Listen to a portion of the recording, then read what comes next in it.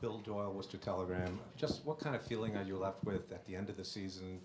Is it one that you felt the team went as far as it could go, considering Isaiah was hurt and you were playing such a great team, or are you disappointed it ended so early? What's your feeling? I mean, we're definitely disappointed. I mean, I feel like if we weren't, it would be a problem. We all feel like, we put ourselves in a great position to, go further in the season, especially the last game. We were in a good place to be able to win the second game in a row, but it's been unfortunate for us, the injuries and not only that, us not being able to finish games the way we wanted to. I mean, we've been playing against a very good team, all credit to those guys, but we feel like we should be here and we feel like we should be a championship contending team. The great thing about this is the experience. We were able to go to the Eastern Conference Finals, learn a lot about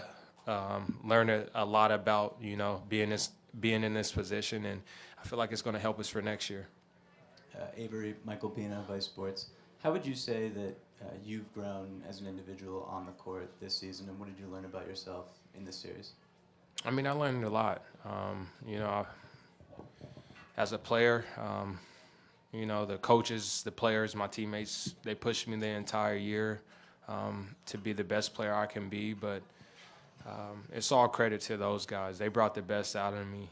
Every single practice, every single time we watched film, as far as holding me accountable, those guys just wanted me to be the best player I could be, and I feel like them pushing me every single day and Brad pushing me every day made me the player I am, and I'm going to use this time during the summer to continue to grow as a player so I can come back next year and help our team in any way I can.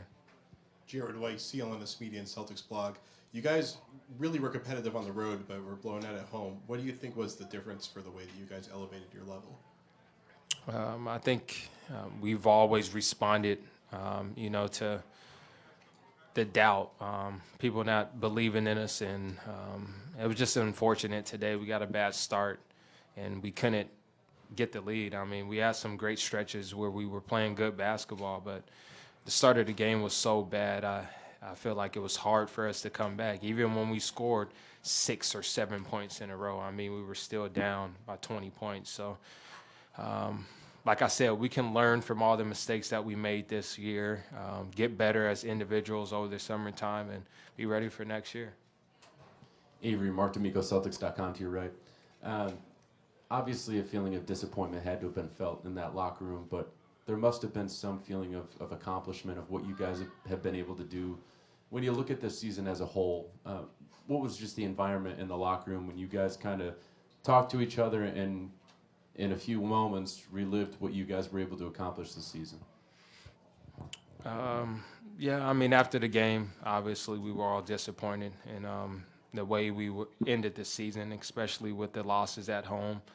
But like you said, we were able to take a lot of positives away. I mean, out of all the teams in the NBA, we're one of the 3 teams left at this time of the year, and that was one of our goals. Obviously, our main goal is to make it to the championship and win it. But for us to be in the Eastern Conference Finals after the first year of this team really being together, adding additions like Al Horford and Gerald Green, I mean, I can go down a list of guys that we needed to learn to play with. And for us to talk about where we wanted to be and actually make it, I mean, it's a big time accomplishment, but we have to, this leaves a certain taste in our mouth. Getting here and not getting to the championship. I mean, Cleveland just outplayed us in this series. Credit to those guys, but we'll be a better team next year, and we will make sure that we put ourselves in a great position to make the Eastern Conference Finals and give ourselves a better chance of making the championship. Avery, Steve Belpat, Boston Herald. Every summer that there's turnover in any roster.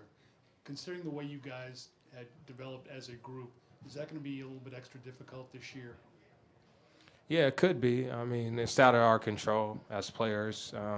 The organization is going to do whatever's best for the Celtics, which I totally respect, and I know my teammates do as well. But can't worry about that. We had a great year together.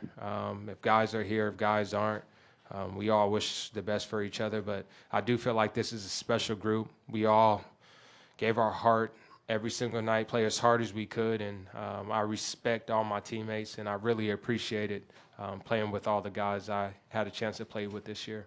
Special group. Avery. Nick Coy from ABC6 in Providence.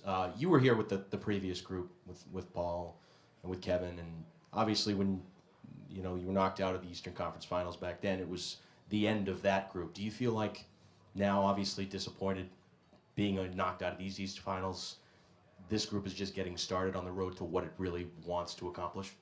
I do. Like I said, this is our first year together, adding Al Horford, who's a very good player, and I feel like you only get better the more you play with each other. And, the sky's the limit for this team if we're able to keep together core guys and add some new pieces. I feel like Danny Ainge and our entire organization do a great job of putting the right guys together to help us be a contender for a championship. Thank you, guys.